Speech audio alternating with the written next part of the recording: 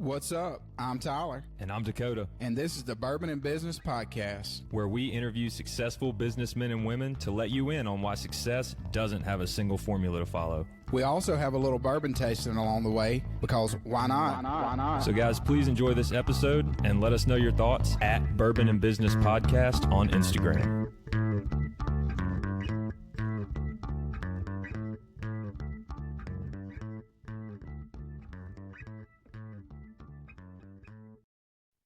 Coming to you from the Bourbon and Business Studio here at the AC Marriott Hotel, I'm Adam.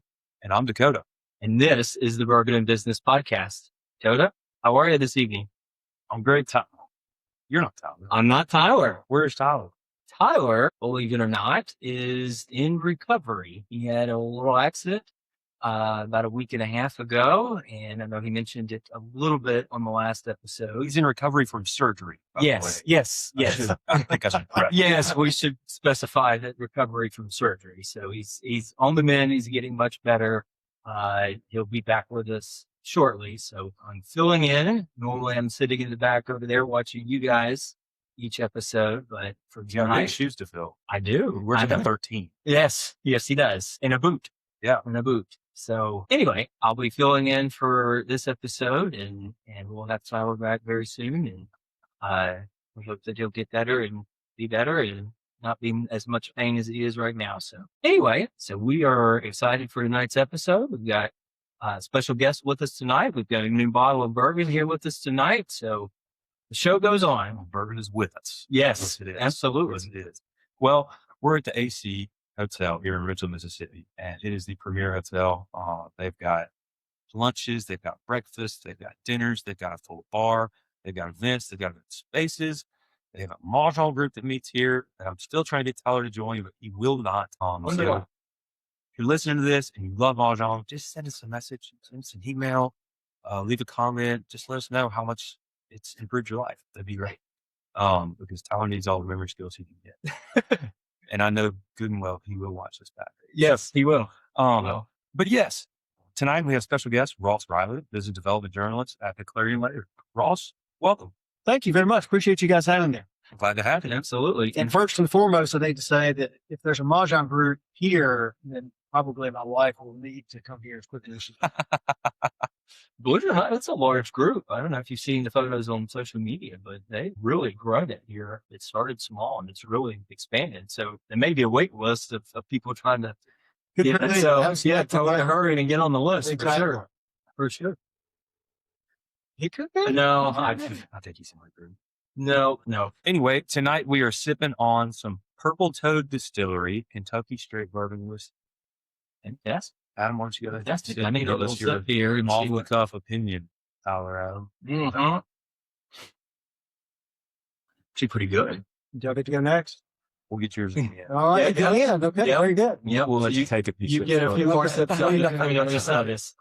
That's good. Off the cuff, I like that. Tell us a little bit. What's the proof and all the things? It's a 92 proof. And this is Purple Toad Distillery.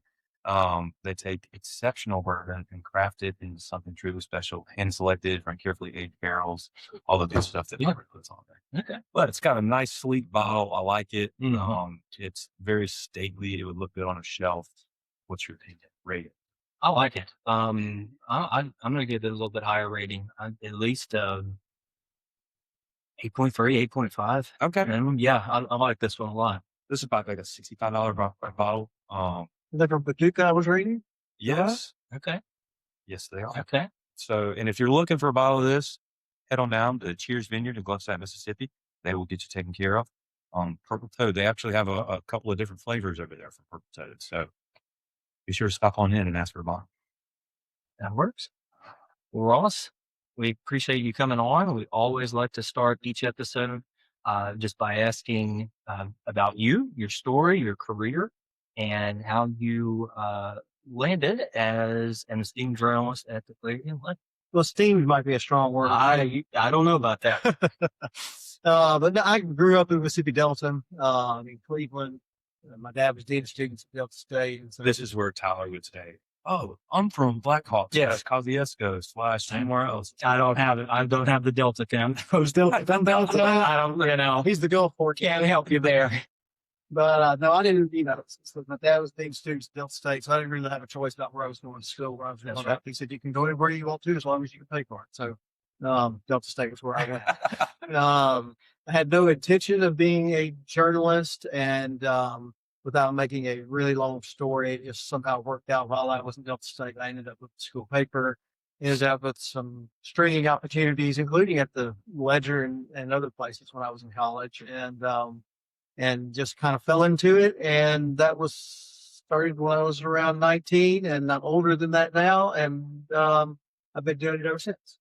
Fantastic. So I've kind of been all over the country one way or the other. I worked in Iowa for a while. I worked in Tennessee, worked in Mississippi at several different locations. I was editor at the Delta Democrat Times in Greenville in the Delta, and then I left there and family came to Madison, and I was editor of the Business Journal for 14-ish years, and then opportunity to move over to the Ledger about 4 years ago and change, and have been there ever since. And honestly, from a journalist standpoint, it's been the best move of my career. It's a great group of people led by our editor and publisher, Mark Conrad. So, Well, that's fantastic. And I mean, you guys do a great job over there. well, thank you very A lot of much. people look forward to that coming out and just getting the news and from a trusted source that they can have. So I'm picturing you as a child, just like Alexander, just like writing down everything. I'm just Right. like Hamilton. Is that what happened here, or what spurred this movement into journalism? What wanted to make you write about things so that other people could read? Well, honestly, when I was a freshman at Delta State, I was an English major at the time, which ended up not being the direction I went in. But the person who was in charge of the student newspaper at Delta State, a man named Leroy Morgani, who at one point What's his name? Leroy Morgani. He was originally from Rosedale. I can get into a lot of Delta stories. Dr. Morgani was a close friend of our families, and he at one time was chief of staff for one of our governors at one point, and so he was in charge of kind of the newspaper and leading that direction. And one day he just walked to me from the student union and said, "Ross, I think you'd be a great sports editor for the student newspaper." And I said, "Dr. Morgani, I'm really grateful, thank you very much, but I don't think that's really what I want to do." And he said, "Ross, I don't really think you understand. I'll see you in my office at 8 a.m. Monday."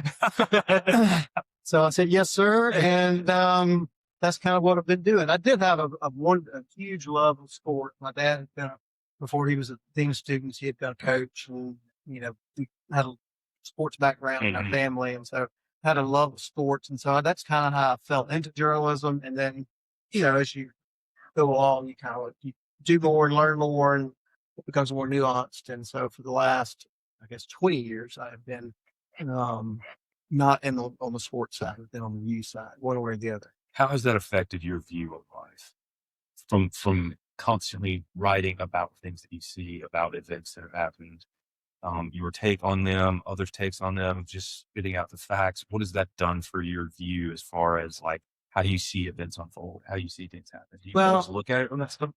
I do think you have a point that is, there's a lot of times where I have to go into a situation where it's the facts. Mm-hmm. And that's the only thing that drives me. Right. Being on the business side of it, that really helps that position. Right. It's not like, 20 some odd years ago, I was a sports guy, and people wanted to accuse me of being, "Oh, you're a state guy, you're an Ole Miss guy, you're a Southern guy." Or, if you're covering the legislature or something like that, people want to say, "Oh, well, he's left and he's right." And so from a business standpoint, generally, if you're deciding to make this bottle of bourbon here in Richland, Mississippi, I'm asking you questions about, well, how did you get here? Right. Why did you decide to do this? How much money are you putting into this organization? Those are the things. And so for me, it's almost freeing to a certain extent. Sure. Because generally, I'm really telling a story. I really just want to know, about your life, about your business, what you're doing, how you're doing it, how are you making Mississippi better? Or, if you're not making Mississippi better, then I'm asking, why did this, like the Levi's, I'm just off the top of my head, Levi's plant closes in Gluckstadt, those are, sometimes there are negative stories, but it's still more of a fact-based driven situation. Right. And let's talk about that. So, as most know that are watching this, you're covering business stories, business development stories, a whole host of economic stories. What is that like to cover them? What is it like to sit on information and somebody tells you something on deep background and you can't talk about it or report on it until a certain time? But just working with developers, those that are trying to bring a project to opening day, what is that process like? And if you can give us just kind of the behind the scenes of working those stories. Well, just like with your business, it's really about relationships. And I'm, on a Monday morning, there's probably making up this number, but there's, 10 to 15 people that I'm either texting or calling just to say, hey, you got anything going on? What's going on? Yeah. 99 times out of 100, each one of them are saying, oh, everything's good. But otherwise, there will be times, about this, Ross. Why don't you call me Wednesday? Let's talk about this. Let's go have lunch. Let's go have coffee, this, that, or the other. And so it's really just about building those relationships. And by doing that, I'm doing the right thing by just making sure that when I do report on these people's stories, I'm always telling the exact right story. And, by that, then that means that they're going to reach out and help and want to tell their story more with us. And that's really what we're trying to do. And that's one of the things I think, has been a success story with the Clear Ledger, which, by the way, a little quick thing about the Clear Ledger, which really nobody knows. I didn't even know it until I started working there. It's the oldest continuously run business in the state of Mississippi. Wow, really? And I had no idea about that until I actually started there. So there you go, fun fact. Yeah. What's it like getting that exclusive? You have that story. Others don't. You're able to write about it first. What is that like, having that exclusive? You're competitive. Everybody's competitive, and so you want to win. That's my dad, a former coach. He always said, you want to win every day, that kind of thing. And so that's really, so when you get it, there's just a bit of satisfaction, but at the end of the day, I'm going home and I walk in the door and my wife says, we're working in the garden here. Okay, let's go do that. So, That's awesome. Yeah. What does it mean for you specifically to be able to tell those stories?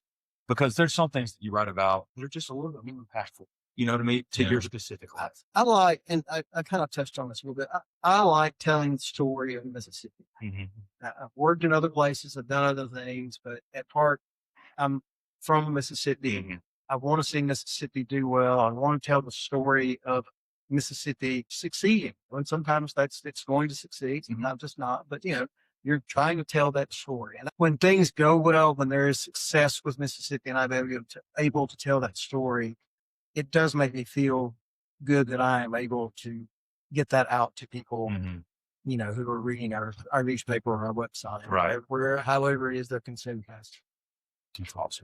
I mean, it has the ability to impact so many people, and what you do and having others read it. And I mean, when we started this podcast, having others watch our stuff, having people listen to it, and then having comments about it, right? Like, that was terrible.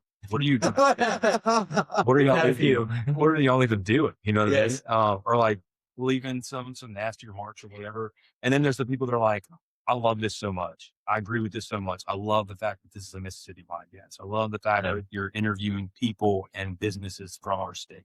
That's awesome. And now since then we've expanded to like national and, like Adam was saying earlier, international interviewees, but at the same time, like, we always have our roots here in Mississippi, and that it means so much more, It does. And, you're talking about, getting comment, you're always going to have a comment. There are going to be people who say good things about you, and there's always going to be that person that's, says, I can't believe you said, I'm kind of making this up, but Highway 49 North, it was Highway 49 South, you're an idiot, that kind of thing. It is what it is. You're going to make a mistake here and there. You're not always perfect. And how do you deal with those? I'm old. This has been a lot of years. I just, it kind of rolls off my back at this point. So it definitely didn't roll off my hair. So it just keeps on falling that way. You got to have a thick skin. You got to have some tough skin. And I think a lot of people kind of get into the content game, which I'm going to kind of compare this to a little bit, just because it's your work that's being read by others Mhm. to be criticized at their Yeah. leisure, basically. And if you don't have a thick skin, I would not recommend getting into this game because everybody has an opinion, and social media has allowed us to just express those opinions for all to see. So that's exactly right. Somebody's going to, people are going to be critical. Mm. Again, there are also people who are going to reach out and say, "You really did a good job. I enjoyed that piece. I Yeah. enjoyed that." We were at a staff meeting today, and we were talking about there's a story that one of our writers, Charlie Draper, they just completed about Jackson Water and how we've done this whole deal with testing and how it is better now than it was 4 or 5 years ago when we went through the Jackson water crisis. But we were talking about some of the comments that had come through that, that were very positive. That, people were grateful that we had done the story and we continue to do the story. Yeah. And then there was obviously a comment here and there that was just like, "Oh, you're an idiot. Well, I can't believe you do that." Those kind of things. Yeah. It's tough to balance that Yeah. sometimes. Yeah. So there's been a lot of changes at the Clarion Ledger. Growth, obviously, the oldest company in the state. Now part of the We're a owned, larger conglomerate now, right? right. We've been owned by USA Today or Gannett at points, but ever since the Heddlemans, sold off, but that's been, many years ago. Sure. And there have been a lot of changes, as there have been changes in the newspaper business and journalism as a whole. But in the 4+ years that I have been there, we have grown and we continue to grow, and we're looking to make more changes and hopefully more growth in the coming future. But yeah, honestly, we are one of the few full service, what I would say is, I don't know if that's the correct term, but full service journalism publication. We're covering sports, we're covering entertainment, we're covering news, we're covering courts, we're covering the city of Jackson, we're covering all these different things. And there just isn't, while the Clarion Ledger might not be as, big from a person's standpoint as it was, 25 years ago, there still aren't that many places that are covering.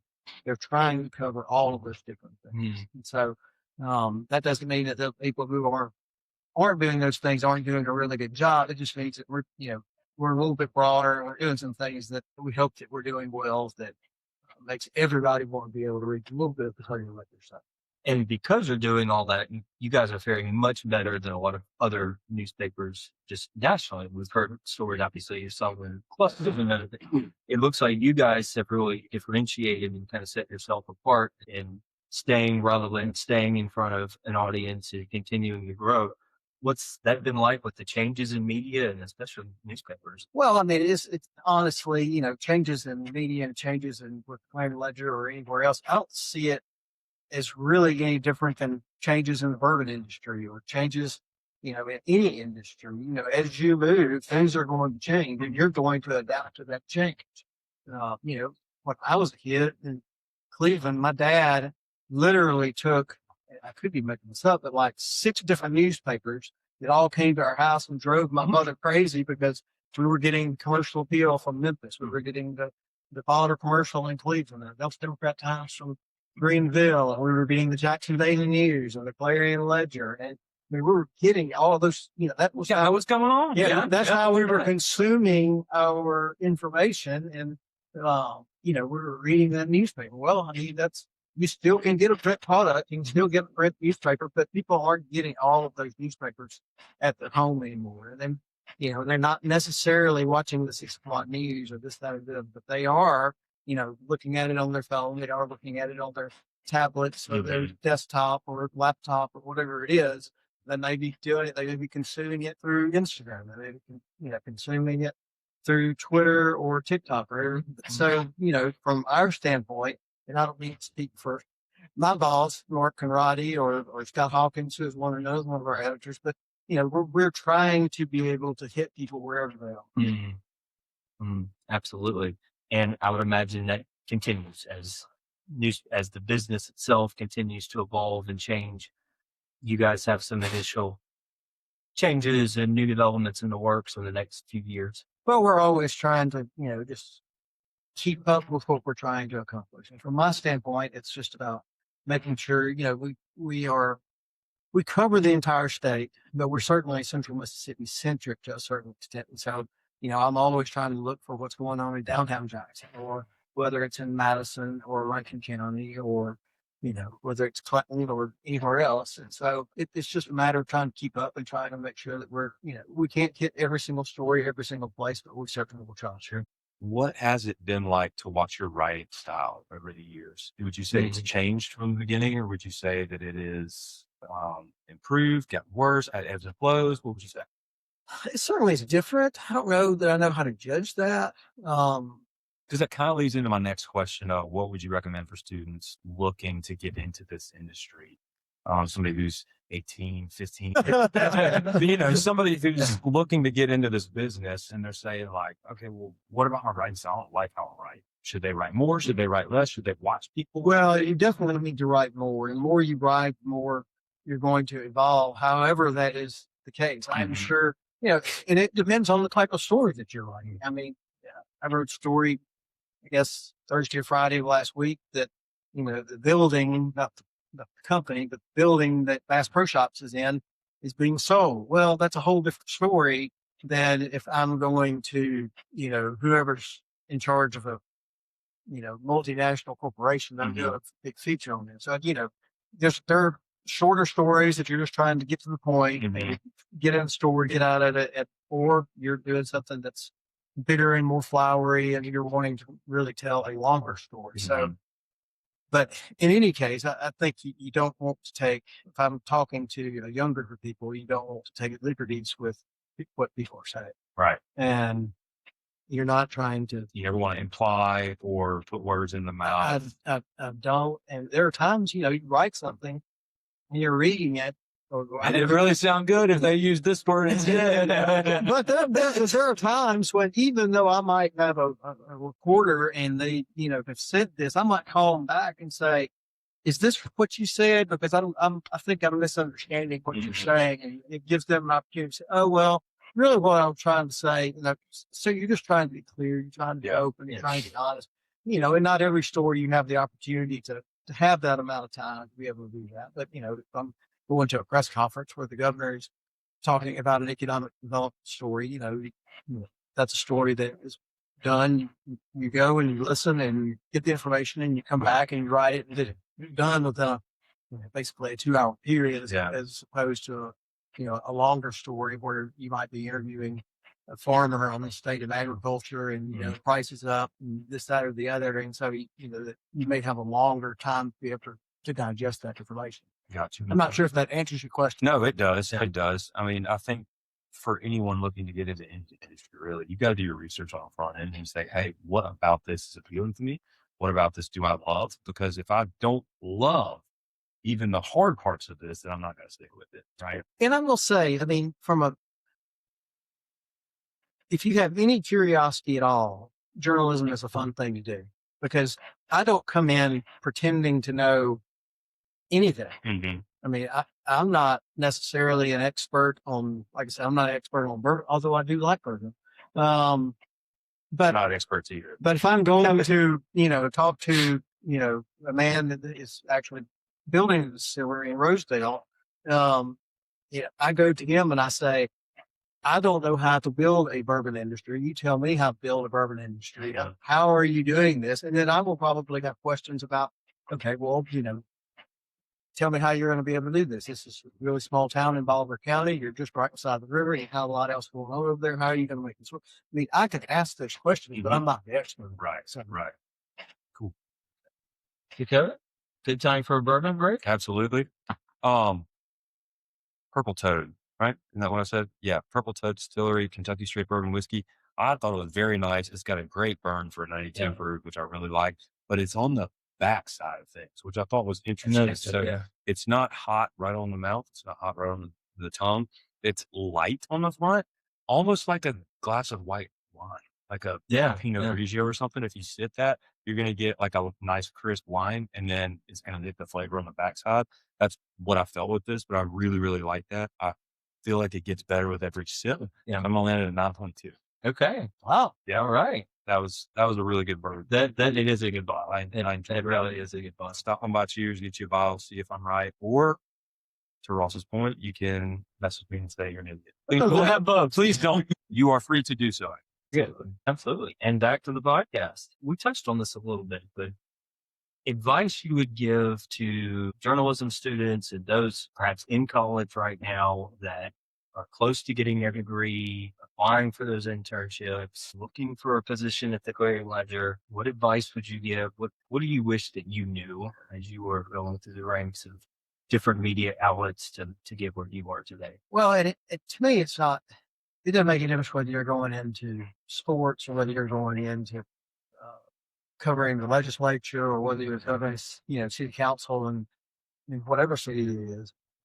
You just have to love the writing part of it. You have to be able to enjoy the storytelling part of it. And, it's not just a job. I mean, you have to kind of be all in. You have to be invested in the process. And, who knows, if you're, I can remember we had, a guy that came in and covered the legislature at Dallas and Palm Beach, Florida, and he's moved on to a different thing. And so, if you're coming here, if you're young, maybe wanting to come to Jackson to start, or you may be wanting to come, you may have been somewhere else and want to come here. And so, but no matter what, you have to kind of be invested, A, in the newspaper, B, in the community, and then, really probably more important in being able to improve yourself and wanting to just become a better journalist overall.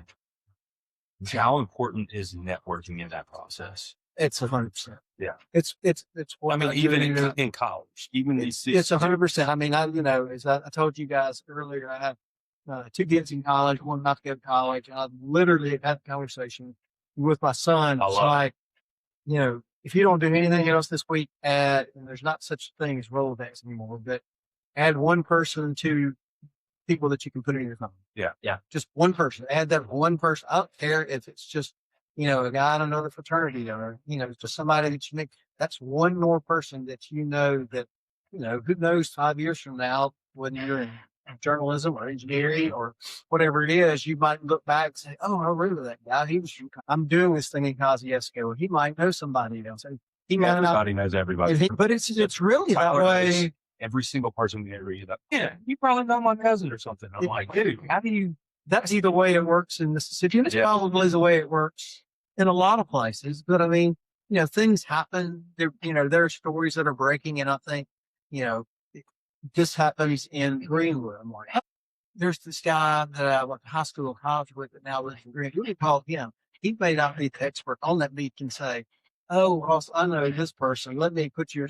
And so it's really, to your point, if you're not making connections, then you're not expanding who you are and are able to do the job that you really want to do. That's an opinion. That's not the fact. That's just how I feel. I feel like that's spot on. And I think too, a lot of people are scared. I think there's like a fear wall or they're scared of looking awkward or something when they say, well, I'm never going to talk to that person again. You don't know that.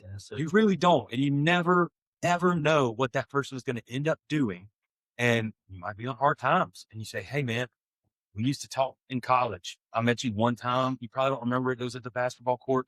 You have no idea what that person remembers. They might be like, oh, yeah, I remember you. You scored, 20 points in that game or whatever. I thought that was wild. Like, yeah, well, I'm trying to interview your company or something now. Like you really never know what's going to happen. So never be afraid to make a connection or even ask for help. Or ask a question. A lot of times my kids will say, I can't believe you just talked to that person out of the blue. And I'm just like, well, I thought I remembered seeing them somewhere before. So I just thought I would, reach out to them and ask them another question. But don't be afraid of whatever question it is you're asking, because, they always say there are no dumb questions. Yeah, no problem. I love that. Well, Ross, we appreciate you coming on with that. Absolutely. Thank you so much. I Absolutely. Love having you. Thank you for the information, and thank you for being vulnerable with us and open about your experiences and your opinions on things. We'd like to take this time to get your opinion on All right, here we go. Purple Toad's straight bourbon whiskey. What are you thinking here? It does not have to be as short as Adam's. I don't even think he knows what he's talking about, or as long as mine. Well, as a fake expert. There's a real problem with this bourbon in that it's easy to drink. Yeah. So fortunately, you've only won. It's a whole bottle. So there is a whole bottle, but it's very good. Very good. I don't like the name. Purple Toads. No, I do like that. Yeah. It's so unique.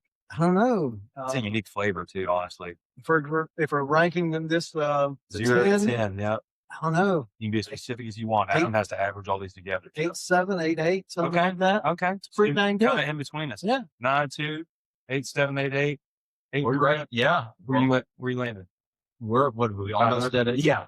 Me too, Tyler. If Tyler were here, Tyler's math would put us at what, an 8.9 or something, 8.8, something like that. It just makes it up. Tyler's math. So we'll in honor of Tyler, we'll say that's where 8.8. 8.8 is where we're at. Sounds good. So if you want to give it a try, like we said, head on over to Cheers Vineyard in Gluckstadt, Mississippi. And Ross, if somebody has a breaking news story, if they think I'd like to do something like this one day, if they just want to talk to you and make a connection and they take your advice, how do they reach you? Probably the easiest thing to do is email me, and that's to email R Reily, which is RREILY at Gannett.com. And Gannett is GANNETT.com. And, feel free to reach out to me. There are very few people if they email me that I don't respond. So I'm happy to talk to anybody. If you have a business that's coming along and I can help you tell that story, please let me know. And, cause that's what people want to read. They want to read about the new businesses that are happening here. So Story makes everything that much more compelling. So, exactly. Absolutely. Well, thank you again for coming on. And to all our listeners, however you stream this podcast, if you would give us a like, 5-star rating would be great, but any rating would also be helpful. And we will see you next week. Hope you guys enjoyed this episode. If you have any feedback or would like to be featured, reach out to us at bourbonandbusinesspodcast@gmail.com. Or find us on Instagram at Bourbon and Business Podcast. Thanks again for listening. Follow us for more content and info on the next episode.